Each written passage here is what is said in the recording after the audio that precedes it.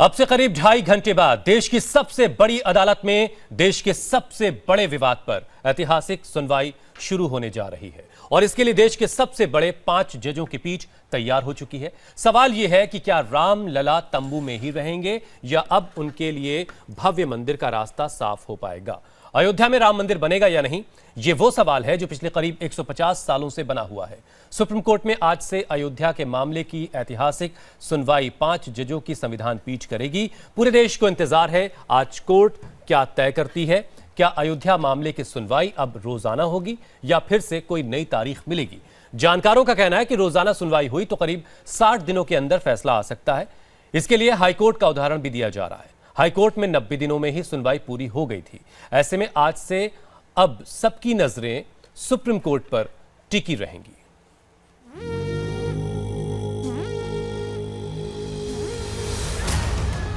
अयोध्या का राम मंदिर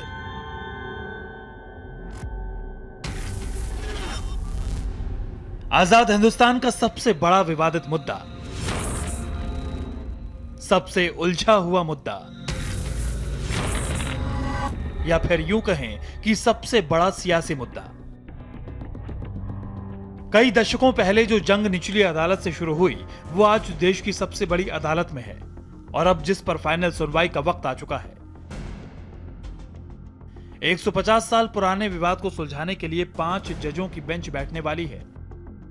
इस बेंच में चीफ जस्टिस गोगोई के अलावा justice S A. Bobde, justice NV. Raman, justice Uday you Lalit और जस्टिस धनंजय वाई चंद्रचूड़ शामिल हैं। सुप्रीम कोर्ट के इस फैसले से दोनों पक्षों में उत्साह है। दोनों पक्षों की एक ही अपील है कि अब देरी ना की जाए और जल्द से जल्द फैसला सुनाया जाए। हम कानून पे विश्वास करते हैं। सबूत जिसके पास भी होगा कोर्ट फैसला उसी के हक में आवेगा, चाहे वो हिंदू हो चाहे मुसलमान। हम कोर्ट का सम्मान करते हैं। जजों से निवेदन है कि अयोध्या में रामलला का जन्म हुआ है, इस बात को वेद शास्त्र पुराण सब कहता है। अयोध्या में बाबर कभी नहीं आया, ये इतिहास कहता है। कानून के जानकार भी यही कहते हैं। चूंकि अब मामला 5 जजों की बेंच के पास है, इसलिए फैसला आने में अब देरी नहीं होगी। संविधान पीठ अब जमीन विवाद के इस मामले को सबसे तेजी से सुलझाएगा। 3 महीने बाद लोकसभा चुनाव है, इसलिए बीजेपी यही उम्मीद लगाकर बैठी है कि फाइनल फैसला जल्दी आए। सर्वोच्च न्यायालय अपनी प्राथमिकता में इसे रखता है या नहीं रखता है। शीघ्र निर्णय करना और शीघ्र इसका निर्णय देकर मंदिर के रास्ते की बाधा को दूर करने की अपेक्षा हिंदू समाज और धर्म संसद रखती है। अगर कोई और अड़चन न आ जाए तो 5 जजों की संविधान पीठ आज इलाहाबाद उच्च न्यायालय के फैसले के खिलाफ दायर याचिका पर सुनवाई करेगी। 2010 में इलाहाबाद हाईकोर्ट ने 2.77 एकड़ जमीन को 3 बराबर हिस्सों में बांट दिया था। एक हिस्से में रामलला विराजमान है, एक हिस्सा निर्मोही अखाड़े को और एक हिस्सा सुन्नी वक्फ बोर्ड को दिया गया था। इस आदेश को सभी पक्षों ने सुप्रीम कोर्ट में चुनौती दी थी। सुप्रीम कोर्ट में यह मामला पिछले 8 साल से है, लेकिन 8 साल बाद ऐसा लग रहा है कि फाइनल फैसला अब जल्द आने वाला है। लेकिन सुनवाई से पहले देश की जनता के दिमाग में कई सवाल हैं। क्या अयोध्या विवाद पर सुप्रीम कोर्ट रोज सुनवाई करेगा? क्या लोकसभा चुनाव से पहले कोर्ट का फैसला आ जाएगा? सवर्ण आरक्षण की तरह सरकार क्या कोई चौंकाने वाला फैसला लेगी? इन सारे सवालों के जवाब हर सुनवाई के बाद साफ होते जाएंगे। अब 5 जजों की बेंच देश की सबसे बड़ी समस्या का हल निकालने वाली है। ये देश की एक ऐसी समस्या है जिसे सियासी आंच पर सबसे ज्यादा चढ़ाया गया। इसलिए पूरा देश चाहता है कि अयोध्या विवाद का हल जल्द से जल्द निकले, जिस विवाद को देखते देखते और पढ़ते हुए कई पीढ़ियां गुजर गई। तो अब से करीब 1.5 घंटे बाद राम मंदिर को लेकर सुप्रीम कोर्ट की संवैधानिक पीठ सुनवाई शुरू करेगी। इस पीठ में चीफ जस्टिस रंजन गोगोई, उनके साथ justice S A. Bobde, justice N V. Ramanna, justice U Lalit और जस्टिस डी.वाई. चंद्रचूड़ शामिल हैं। ये तमाम लोग मिलकर बैठेंगे और आज इस बात का फैसला भी होगा कि क्या इस मामले की रोजाना सुनवाई हो सकती है। आमतौर पर यह परंपरा है कि संवैधानिक पीठ हफ्ते में 3 दिन सुनवाई करती है, मंगलवार, बुधवार और शुक्रवार के दिन। लेकिन यह एक ऐसा मामला है जो देश में सबसे ज्यादा सियासी सियासत में भी सुर्खियों में रहा है और पूरे देश की नजरें इस मामले में है। इस वजह से भी हमें इंतजार करना होगा कि देश की अदालत इस मामले में आज क्या कुछ कहती है और क्या आगे फैसला क्या करती, किस तरह से ये मामला आगे बढ़ेगा। हमारे मेहमानों से आपकी मुलाकात करवा दें।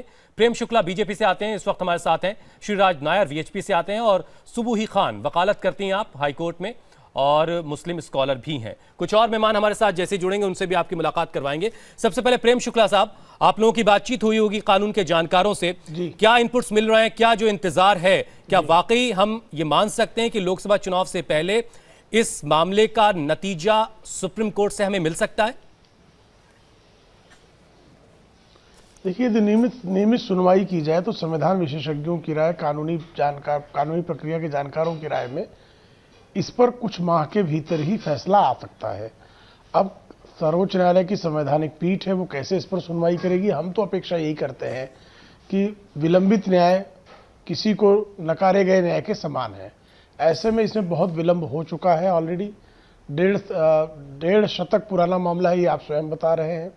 ऐसी स्थिति में जितनी तीव्र गति से सुनवाई होगी और जितना जल्दी फैसला आएगा वो इस राष्ट्र के हित में है। इस मुकदमे को लेकर जिस तरह से सामाजिक विद्वेष की स्थिति उत्पन्न हुई है, वो विद्वेष की स्थिति भी समाप्त हो जाएगी। ऐसे में हम अपेक्षा करते हैं कि सर्वोच्च न्यायालय की संवैधानिक पीठ नियमित सुनवाई कर यथासंभव यथाशीघ्र इस मामले का निपटारा करे। ठीक है, श्रीराज नायर साहब, आप क्या उम्मीद कर रहे हैं कि बहुत जल्द 60 दिनों के अंदर क्या ऐसा मुमकिन है? क्योंकि कहा जा रहा है कि हाई कोर्ट में भी इस तरह से 90 दिनों के अंदर फैसला आ गया था, तो सुप्रीम कोर्ट के पास सारी चीजें मौजूद हैं पहले से। क्या 60 दिनों के अंदर मुमकिन है, आपको लग रहा है? क्योंकि बहुत सारी शिकायतें भी आप लोगों को रही हैं। बिल्कुल मुमकिन है। हम तो ये पूरी आशा लगाए बैठे हैं कि ये फास्ट ट्रैक पे हियरिंग होगी और जो हिंदू समाज जो करीब करीब 5 सदियों से लड़ रहा है भगवान श्री राम के मंदिर के लिए और करीब करीब 7 दशकों से कोर्ट पे लटक रहा है।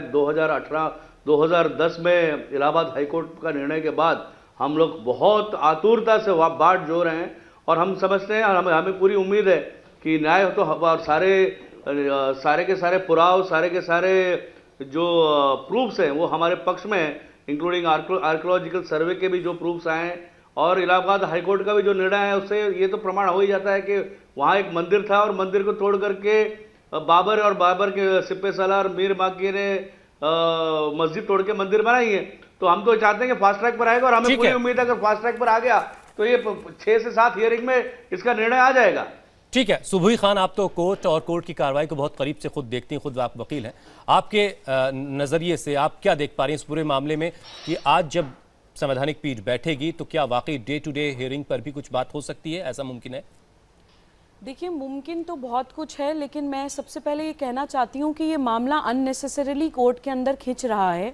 एक श्री राम की जो आइडेंटिटी है, जब हिंदुस्तान के अंदर माने जाते हैं कि वो भगवान हैं, मुसलमान भी उनको इमाम हिंद का दर्जा देते हैं, तो उनको अपने अस्तित्व के लिए, अपनी जन्मभूमि के लिए इतनी लड़ाई क्यों लड़नी पड़ रही है इस देश के अंदर? मेरा तो ये सवाल है। जो लोग लड़ रहे हैं इस लड़ाई को, मैं उनसे ये कहना चाहती हूँ कि वो क्यों अपनी आगे आने वाली फ्यूचर जनरेशन्स के माथे पे ये कलंक लगा रहे हैं कि वो श्री राम के मंदिर के खिलाफ अंत तक लड़े।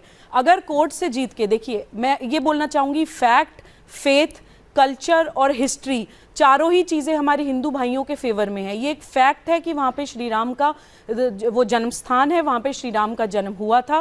फेथ, 80 करोड़ हिंदुस्तानियों का, भारतीयों का फेथ इस चीज़ से जुड़ा हुआ है। कल्चर हमारी भारतीय संस्कृति का हिस्सा है मंदिर। और मुसलमानों का ना वो कोई फेथ है, ना कोई इस्लामिक हिस्ट्री है, ना कोई रेलेवेंस है। मुझे नहीं समझ आता कि इस लड़ाई को अननेसेसरीली कोर्ट में इतना लंबा क्यों खींचा जा रहा है। अब ये 5 जजेस बेंच बैठी है, हम लोग सभी जानते हैं कि कोर्ट के अंदर चीज़ों में समय लग जाता है, जजेस भी मजबूर होते हैं, उन्हें एविडेंसेस देखने होते हैं, बहुत सारी चीज़ें होती हैं। कोर्ट प्रोसीजरल चीज़ों में सालों साल लग जाते हैं, 70 साल, 400 साल। एक जैसे कि अभी बोला, हमारे हिंदू भाई बहनों के सब्र की, संयम की एक इंतहा हो चुकी है। हम लोगों को मिलजुल के आपसी सलाह मशवरे से out of the court settlement कर लेना चाहिए। मुझे नहीं लगता कोर्ट्स को इसमें इंटरवीन, अब एटलीस्ट अब मौका है। जस्टिस खेर ने ये बात कही थी एक जमाने में कि इसको शांति से बैठकर एक दूसरे से बातचीत करके इस मसले का हल निकालना चाहिए, लेकिन ऐसा नहीं मुमकिन हो सका। हमारे साथ अतीकुर रहमान इस वक्त जुड़ चुके हैं, इस्लामिक स्कॉलर हैं। अतीकुर रहमान साहब, आपको भी लग रहा है कि ये मामला जो है बहुत ज्यादा घसीटा जा रहा है, खींचा जा रहा है? और जल्द से जल्द इसके नतीजे आ जाने चाहिए?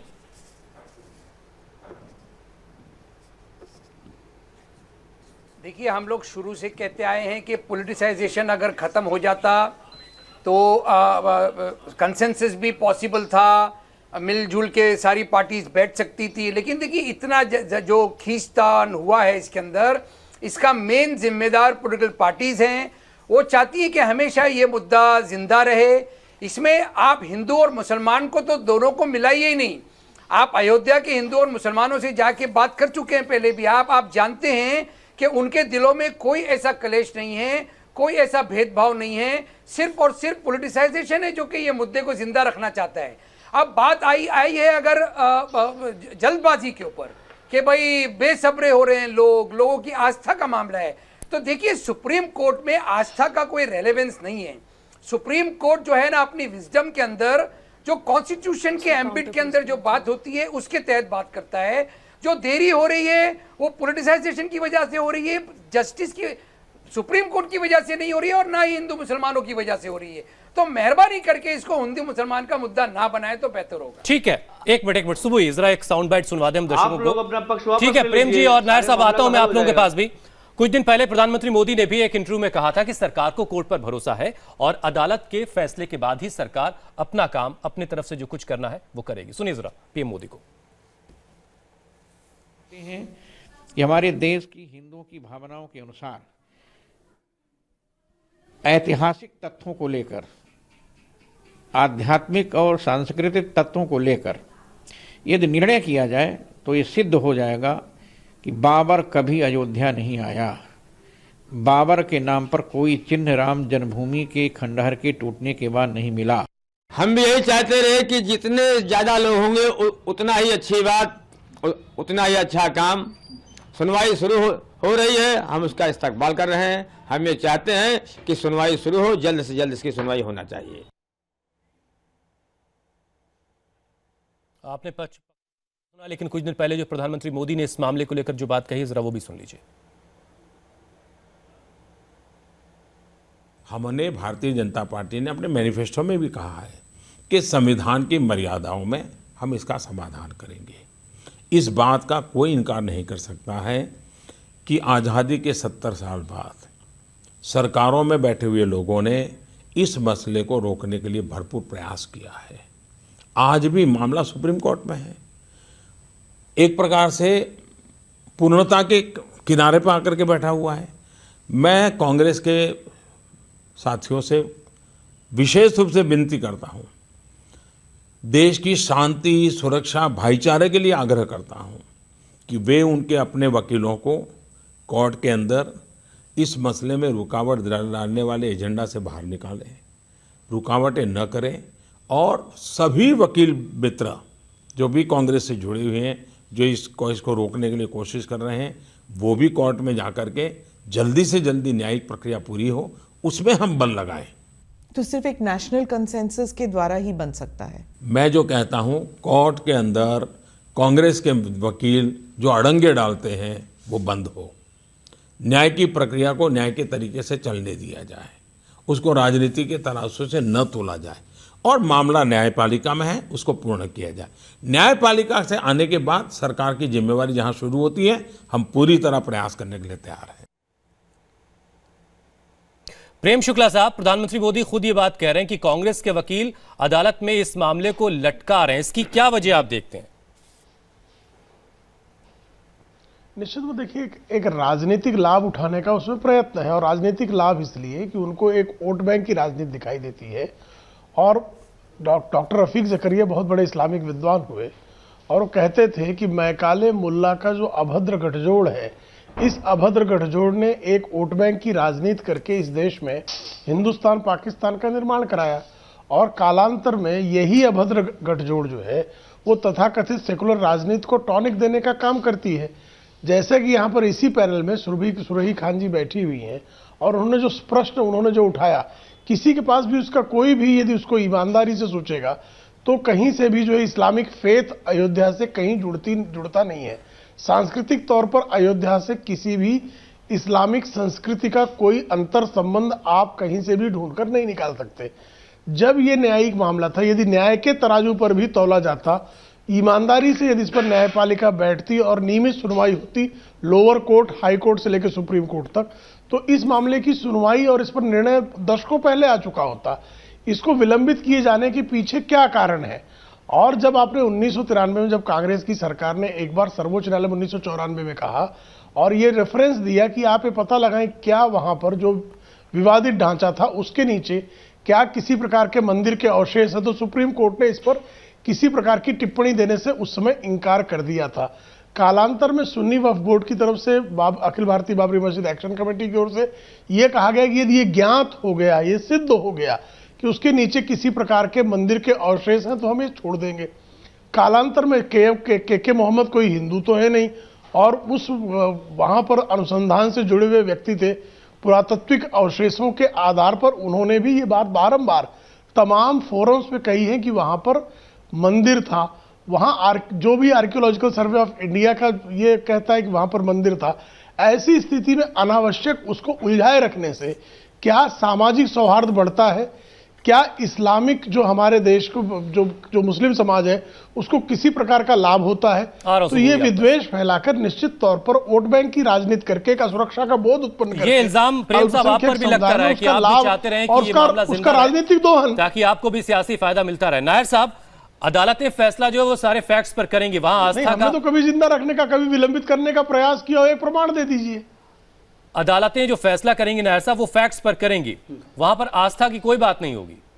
जी बिल्कुल, फैक्ट्स के आधार पर भी अगर देखा जाए तो इलाहाबाद हाईकोर्ट ने अपना फैसला सुना है और वो जानते हैं वो फैसला क्या है, तो फैक्ट्स के आधार पर भी ये हमारे पक्ष में ही आने वाला है। दूसरा, अभी हमारे मित्र बता रहे थे कि ये आपसी बातचीत से हल हो सकता था। आपसी बातचीत तो कई बार हुई, जब राजीव गांधी प्रधानमंत्री थे तभी बातचीत हुई, नरसिम्हा राव, चंद्रशेखर, वीपी सिंह, आई.के. गुजराल, देवी गौड़ा, ये जितने महान लोग, जितने प्रधानमंत्री थे, इनके कार्यकाल में बातचीत हुई। परंतु बातचीत जब निर्णायक मोड़ में पहुंच जाती थी ये मुस्लिम पक्ष मुकर जाता था। दूसरी बात एक और मैं कहकर अपनी बात को समाप्त करूंगा कि हमने यहाँ सब देख लिया कि सऊदी अरेबिया, ईरान, इराक, सब जगह मस्जिदों को हाईवे बनाने के लिए ढहाया जाता है। यहाँ पर हम जन्म स्थान की बात कर रहे हैं, केवल एक राम मंदिर की बात नहीं कर रहे। तो हमारे लिए इसका महत्व क्या है हम आप सब जानते हैं। तो मस्जिद तो एक प्लेस ऑफ असेंबली है, एक हॉल है जहां पे नमाज पढ़ी जानी चाहिए, इसका और तो कोई रेलेवेंस है नहीं। ये तो हाल में इस्माइल फारूकी के मैटर में भी सुप्रीम कोर्ट ने कहा। तो जब ये रोड पे नमाज पढ़ सकते हैं, रेलवे स्टेशन पे नमाज पढ़ सकते हैं, शॉपिंग मॉल में नमाज पढ़ सकते हैं, एयरपोर्ट पे नमाज पढ़ सकते हैं, तो मुस्लिम पक्ष को हृदय बड़ा करके अब तक तो उनको हिंदुओं को स्थान दे देना चाहिए था।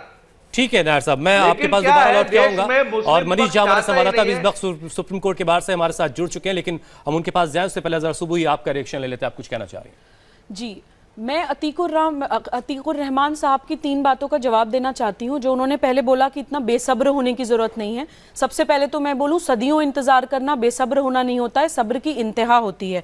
दूसरा, आपने बोला कि कोर्ट आस्था के ऊपर डिसीजन नहीं लेता है। मैं बिल्कुल जानती हूं, मैं पेशे से वकील हूं, कोर्ट आस्था के ऊपर फैसले नहीं लेता है, लेकिन आस्था का मसला कोर्ट में जाना ही नहीं चाहिए। एक जमीन के टुकड़े के ऊपर हम लोग लड़ाई कर रहे हैं जिससे हमारी कोई इस्लामिक हिस्ट्री नहीं जुड़ी है, हमारी कोई इस्लामिक आस्था नहीं जुड़ी है। तीसरी बात, ये राजनीतिक मुद्दा है, राजनीतिक मुद्दा है, ये आप भी जानते हैं, मैं भी जानती हूं, सब जानते हैं। तो हम लोग एज सिटीजन ऑफ इंडिया मिलजुल के ये राजनीतिक मुद्दा खत्म क्यों नहीं कर देते हैं? ठीक है, ठीक है। मनीष झा हमारे संवाददाता इस वक्त हमारे साथ जुड़ चुके हैं। मनीष, कितना और इंतजार, कितने वक्त के बाद तमाम जज जो है वो अदालत में पहुंचेंगे और क्या 10:30 बजे ठीक कार्रवाई शुरू हो जाएगी?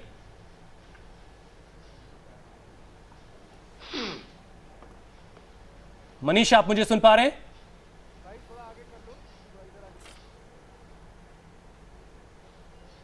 चलिए, मनीष तक शायद हमारी आवाज अभी नहीं जा पा रही सही तरीके से। मैं एक और बात इसमें ऐड करना चाहती हूं कि अतीकुर रहमान साहब, आपसे मैं एक सवाल पूछना चाहती हूं। क्या आप जानते हैं कि इस्लाम की पहली मस्जिद कहां पर बनी है? क्या आप जानते हैं? प्लीज मुझे इसका जवाब दीजिए इस बात का। मामले से क्या रिश्ता है? इस बात का इस मामले से ये रिश्ता है कि इस्लाम की पहली मस्जिद मदीना में और दूसरी मस्जिद इस हिंदुस्तान की धरती पे बनी है। एक हिंदू राजा ने अपनी जमीन दान देके हिंदुस्तान की पहली जुमा मस्जिद बनवाई है, जो पूरे वर्ल्ड की दूसरी मस्जिद है।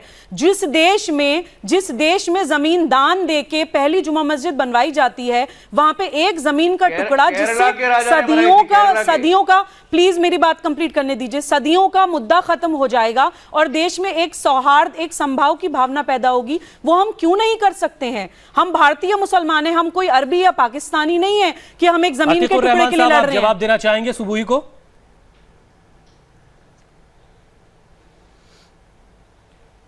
जी देखिए, बहुत अच्छी बातें इन्होंने उठाई हैं। इन्होंने तमाम वो पहली मस्जिद की बात की, जानती हैं, हिस्ट्री से वाकिफ़ हैं। सबसे पहली बात, हिस्ट्री से वाकिफ़ हैं तो आप कैसे बता सकती हैं कि मुसलमानों का अयोध्या से कोई नाता नहीं रहा है? क्या मुसलमान इक्वल सिटीजन्स नहीं है? आप अयोध्या से नाता बताइए मुझे, मुसलमानों का अयोध्या से क्या नाता है? मनीष के पास जाना है। अतीक साहब, मैं आपके पास दोबारा लौट कर आता हूं, सुबह आपके पास भी आता हूं। मनीष झा हमारे संवाददाता इस वक्त सुप्रीम कोर्ट के ठीक बाहर मौजूद हैं। मनीष, कितने और इंतजार के बाद तमाम जज अदालत पहुंचेंगे और कितनी देर के बाद वहां से कुछ अपडेट्स हमें मिलने लगेंगे? देखिए हुसैन, ठीक 10:30 बजे सुप्रीम कोर्ट के कोर्ट नंबर 1 जो कि चीफ जस्टिस का कोर्ट रूम है, वहां पर पांचों जज चीफ जस्टिस की अध्यक्षता में आएंगे और फिर अदालत की कार्रवाई शुरू होगी और उसके बाद फिर तय होगा कि अयोध्या मामले की सुनवाई कहां से आगे बढ़ेगी।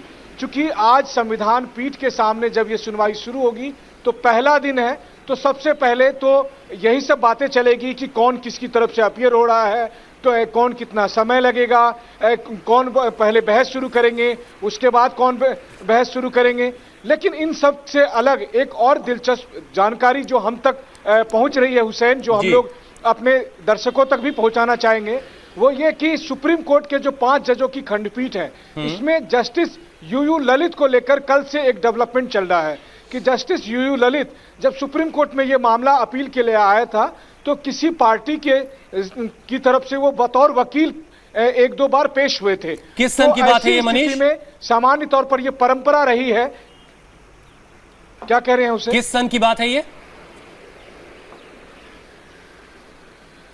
देखिए, जब हाईकोर्ट का फैसला आया था और उसके खिलाफ सुप्रीम कोर्ट में अपील की गई थी, तो उस समय जो बीच बीच में तारीख आती थी, उसमें किसी तारीख में तभी जस्टिस यूयू ललित वकील हुआ करते थे, सीनियर वकील हुआ करते थे, और इस मामले में वकील के तौर पर पेश हुए थे। हालांकि तभी कोई सुनवाई नहीं हुई थी, हाँ कभी सुनवाई नहीं हुई थी तभी, लेकिन फिर भी एक वो फैक्ट है।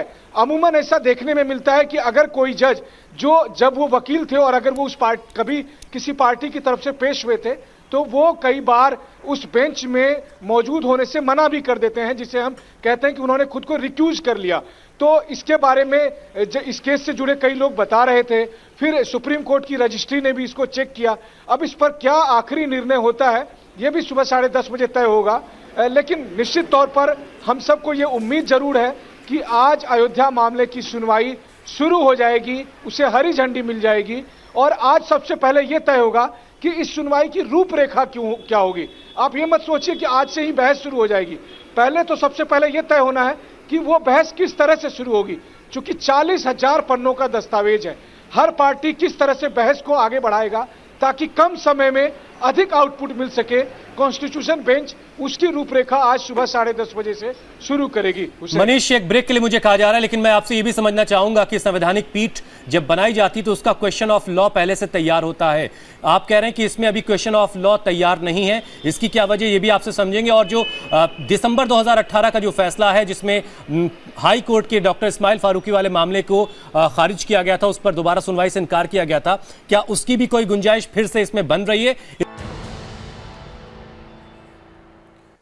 ब्रेक के बाद एक बार फिर आपका स्वागत है। आज सबसे बड़ी सुनवाई शुरू होने जा रही है 10:30 बजे। आज संवैधानिक पीठ बैठेगी और राम मंदिर से जुड़े मसले की सुनवाई आज से शुरू होगी। एक बार फिर से मनीष झा का रुख कर लेते हैं। मनीष, आपने एक बात तो ये बताई कि यूयू ललित को लेकर के एक नया डेवलपमेंट हो रहा है, वो बात हो गई। जो दिसंबर 2018 में जो एक बात कही गई थी, जस्टिस दीपक मिश्रा की बेंच जब इस पर सुनवाई कर रही थी और डॉक्टर इस्माइल फारूकी वाले मामले को दोबारा सुनने से और बड़ी बेंच में भेजने से इनकार कर दिया था, जबकि अब्दुल नजीर ये चाहते थे कि इस मामले को बड़ी बेंच में भेजा जाए। बहरहाल रंजन गोगोई साहब ने एक बड़ी बेंच तो बना दी है, लेकिन क्या इस्माइल फारूकी वाला जो मामला है 1994 का, क्या उस पर भी कोई बात सुनी जाएगी? हालांकि उस वक्त तो कहा गया था कि इस पर अब सुनवाई की कोई जरूरत नहीं, कोई गुंजाइश है उसकी भी?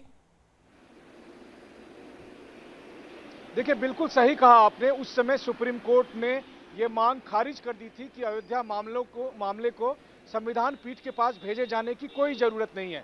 लेकिन इस बीच जब 2 दिन पहले चीफ जस्टिस ने यह तय किया कि 5 जजों की संविधान पीठ के पास हम अयोध्या केस को भेजें, तो पूरी देश को चौंका दिया था। लेकिन मैं आपको यहाँ ये बात कहूँ कि जब चीफ जस्टिस ने यह फैसला किया कि इस मामले को 5 जज के पास भेजा जाए, तो तभी कोई मांग नहीं की गई थी। ये चीफ जस्टिस का खुद का बतौर एडमिनिस्ट्रेटिव हेड ये फैसला था। और चूंकि 5 जज की पीठ है, तो बाय डिफॉल्ट हम इसे कॉन्स्टिट्यूशन बेंच कहते हैं। वरना जो सुप्रीम कोर्ट के नियम कहते हैं, उसके मुताबिक ये होता है कि संविधान पीठ का गठन आप तब करते हैं जबकि कोई क्वेश्चन ऑफ लॉ हो। तो हमें ये बात नहीं समझनी चाहिए कि इसमें कोई इस्माइल फारूकी से संबंधित सवालों के जवाब होने हैं, बल्कि टाइटल सूट से संबंधित जो मामला है, बिल्कुल ये बात भी कही गई थी कि पूरे तौर पर एक जमीनी विवाद का मामला है जिसकी सुनवाई आज से शुरू होगी। तो अब से करीब 1 घंटे बाद देश की सबसे बड़ी अदालत में देश के सबसे बड़े विवाद पर ऐतिहासिक सुनवाई शुरू होने वाली है और इसके लिए देश के सबसे बड़े 5 जजों की पीठ तैयार है। सवाल यह है कि क्या राम लला तंबू में ही रहेंगे या फिर उनके लिए भव्य मंदिर का रास्ता साफ होगा? अयोध्या में राम मंदिर बनेगा या नहीं, ये वो सवाल है जो पिछले करीब 150 सालों से बना हुआ है। सुप्रीम कोर्ट में आज से अयोध्या मामले की ऐतिहासिक सुनवाई 5 जजों की संवैधानिक पीठ करेगी। तो थोड़ी देर बाद सुप्रीम कोर्ट में सुनवाई शुरू होगी, लेकिन उससे पहले हिंदू महासभा के वकील विष्णु शंकर जैन ने कहा है कि इस मसले पर सुप्रीम कोर्ट में रोजाना सुनवाई होनी चाहिए जिससे कि केस का जल्द से जल्द निपटारा हो सके। तो उसके बाद ये हेयरिंग डे टू डे होगी, क्योंकि संवैधानिक पीठ जब भी बैठती है तो ब्रेक नहीं की जाती है और ट्यूसडे टू थर्सडे तक संवैधानिक पीठ चलती है। तो आप अगर ये मैटर संवैधानिक पीठ के सामने माननीय चीफ जस्टिस ने लगाया है तो डेफिनेटली इसकी डे टू डे हियरिंग होगी, जब से भी मैटर हियरिंग पे आए। क्योंकि सर पहले 3 जजों की बेंच थी, अचानक 5 जजों की कॉन्स्टिट्यूशन बेंच का गठन होना क्या पॉजिटिव सिग्नल देता है अयोध्या मैटर सॉर्ट आउट? देखिए, ऑब्वियसली आप ये मान के चलिए कि जब चीफ जस्टिस ने इस मामले की गंभीरता को और अहमियत को समझा है तो उन्होंने मामला 5 जजेस को भेजा है। आज ये भी हो सकता है कि एक संवैधानिक प्रश्न कॉन्स्टिट्यूशन बेंच फ्रेम कर सकती है, क्योंकि आर्टिकल 145 के तहत अगर संवैधानिक पीठ कोई भी मामला सुन रही है तो कोई कॉन्स्टिट्यूशनल क्वेश्चन इन्वॉल्व होना चाहिए और ये मामला लार्जर बेंच यानी कॉन्स्टिट्यूशन बेंच को गया है, तो संवैधानिक प्रश्न भी इसमें फ्रेम किए जाएंगे कि सुप्रीम कोर्ट इसको किन प्रश्नों में तय करेगी। क्योंकि सर आप हिंदू महासभा को रिप्रेजेंट करते हैं, आपका क्या रुख रहेगा आज? देखिए, हमारा तो हमेशा से स्टैंड रहा है कि मामला जल्द से जल्द इसकी हियरिंग स्टार्ट होनी चाहिए और इसकी डे टू डे हियरिंग होनी चाहिए। ये देश का और पिछले 500 साल से लड़ाई चली आ रही सबसे इंपॉर्टेंट मैटर है और इसको सुप्रीम कोर्ट को जल्द से जल्द डिस्पोज करना चाहिए, चाहे जिस दर भी करे, पर देश को और जनता को जल्दी से जल्दी फैसला चाहिए। विष्णु शंकर जैन कह रहे हैं कि इस per day to day hearing होनी चाहिए और अदालत को इस पर आज गौर करना चाहिए।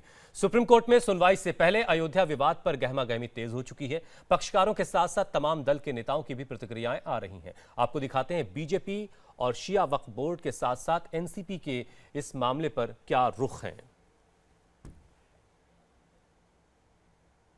कह नहीं सकते, क्योंकि एक सवाल तो उठा सकते हैं कि अभी पीठ बनी है, बेंच बनी है, तो पढ़ने का मौका दिया जाए, इसके बाद हम सुनवाई करेंगे। ये भी हो सकता है, नहीं तो सीधे सुनवाई कर सकते हैं, फिर तारीख दे देंगे तो 1-2 तारीखों में तो निपटने वाला नहीं, तो कई तारीखें पड़ेंगी। केस लंबा है, पढ़ने के लिए बहुत मैटर है, उसके लिए समय चाहिए, तो ये भी हो सकता है। देखिए, जिस तरह से सुप्रीम कोर्ट ने 5 जजेस की बेंच बनाई और चीफ जस्टिस ऑफ इंडिया भी उसमें खुद मौजूद हैं और उनकी जो कार्यशैली कही जा रही है कि बहुत तेज़ केस निपटाने की उनमें क्षमता है, तो इस वक्त हमको ये ज़रूर उम्मीद है कि जल्दी ही फैसला इसमें आएगा और पूरा देश चाहता है कि इस पर अब जल्दी फैसला आ जाए। पूरा देश, देखिए, हिंदू पक्ष जो राम मंदिर के लिए आस लगाए बैठा है, और अदालत के उन दरवाज़ों की तरफ तक्की लगाए बैठा है कि शायद इस दरवाजे से राम मंदिर का फैसला आएगा और हम राम मंदिर बनाएंगे, तो एक बहुत बड़ा हिंदुस्तान का फ़िरक़ा जो इस उम्मीद के साथ बैठा है, तो हम ये समझते हैं कि अदालत भी सारी चीज़ें देख रही होगी।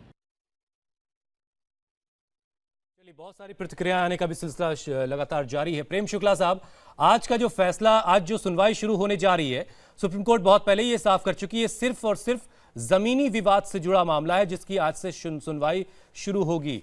तो इसके जरिए राम मंदिर का रास्ता कितना साफ होगा, जरा इस पर अपनी प्रतिक्रिया दें। राम मंदिर की भूमि को लेकर ही विवाद है और राम मंदिर जन्मस्थान पर ही बाबरी वादियों का एक अपना प्रतिवाद है। तो ऐसी स्थिति में जैसे ही जमीन का मामला सुलझता, उस पर निर्णय आता है, तो वहां पर राम मंदिर के निर्माण के भव्य दिव्य निर्माण के संदर्भ में जो अन्य बाधाएं हैं वो संविधान के दायरे के अंदर सुलझाने के लिए जो कार्यपालिका है उसके पास क्षमता आ जाएगी। ऐसी स्थिति में सर्वोच्च न्यायालय का इस टाइटल सूट पर निर्णय अत्यंत महत्वपूर्ण है। ठीक है नायर साहब, तैयारियां आप लोगों की भी तमाम पूरी हो ही चुकी हैं, बस इंतजार अदालत के फैसले का ही कर रहे हैं आप लोग। जी,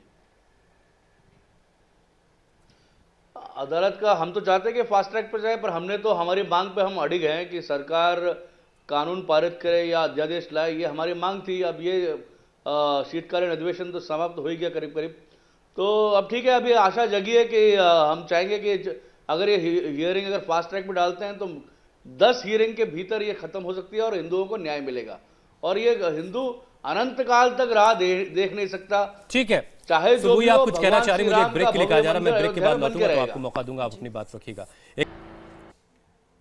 तो आज पंच परमेश्वर बैठेंगे और एक ऐतिहासिक सुनवाई की आज से शुरुआत होगी। प्रेम शुक्ला साहब, एक फाइनल कमेंट आपका, आप उम्मीद कर रहे हैं कि आज राम मंदिर को लेकर के कोई अच्छी खबर आज अदालत से आपको सुनने को मिलेगी?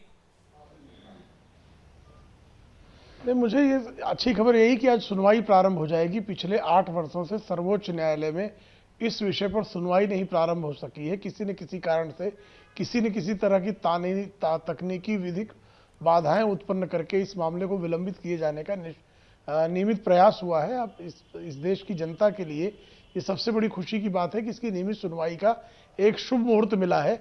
हम लोग यही अपेक्षा करते हैं कि इस शुभ मुहूर्त में और किसी प्रकार का विलंबन ना हो। ठीक है नायर साहब, एक फाइनल कमेंट आपका। जी, बस हमको भी बहुत आशा और उम्मीद है कि ये फास्ट ट्रैक पर जाएगा और हिंदुओं को न्याय मिलेगा, और जैसे कि सारे प्रमाण हिंदुओं के पक्ष में है, सारे आर्कियोलॉजिकल पुरातत्व विशेषज्ञों के और के मोहम्मद साहब के बयान और सारे के सारे प्रूफ जो ये साबित करते हैं कि एक मंदिर तोड़ करके एक मस्जिद बनाया गया था, मस्जिद का ढांचा बनाया गया था। अब ये प्रमाण, और ये हमें आशा है कि पूरी कि अब जल्द से जल्द हिंदुओं को न्याय मिलेगा। अतीक साहब, एक छोटा सा फाइनल कमेंट आपका। ये रिस्पॉन्सिबल सिटीजन्स होने के नाते हमको सुप्रीम कोर्ट के विजडम पे भरोसा होना चाहिए। जल्दबाजी की कोई जरूरत नहीं है। कोई ऐसा डिसीजन आना चाहिए जो सबको कबूल हो, कोई इसके ऊपर आगे विवाद ना बढ़े, पॉलिटिसाइजेशन पूरी तरह से खत्म हो जाए, ये हम आशा रखते हैं सुप्रीम कोर्ट से। क्या बात कर रहे हैं? ठीक है नायर साहब, मनीष, क्या जजेस पहुंच चुके हैं अदालत? देखिए, अब चूंकि वक्त हो गया है और अब बारी बारी से सभी जज, मैं आपको बता दूं कि सभी जज सुप्रीम कोर्ट के करीब 10 बजे से लेकर 10:15 बजे के बीच में पहुंच जाते हैं। तो अगले कुछ मिनट में एक एक करके सभी जजों की गाड़ी यहाँ पर आनी। चलिए इंतजार करते हैं मनीष, और हम लगातार आपके पास आते रहेंगे पल पल के अपडेट्स के लिए।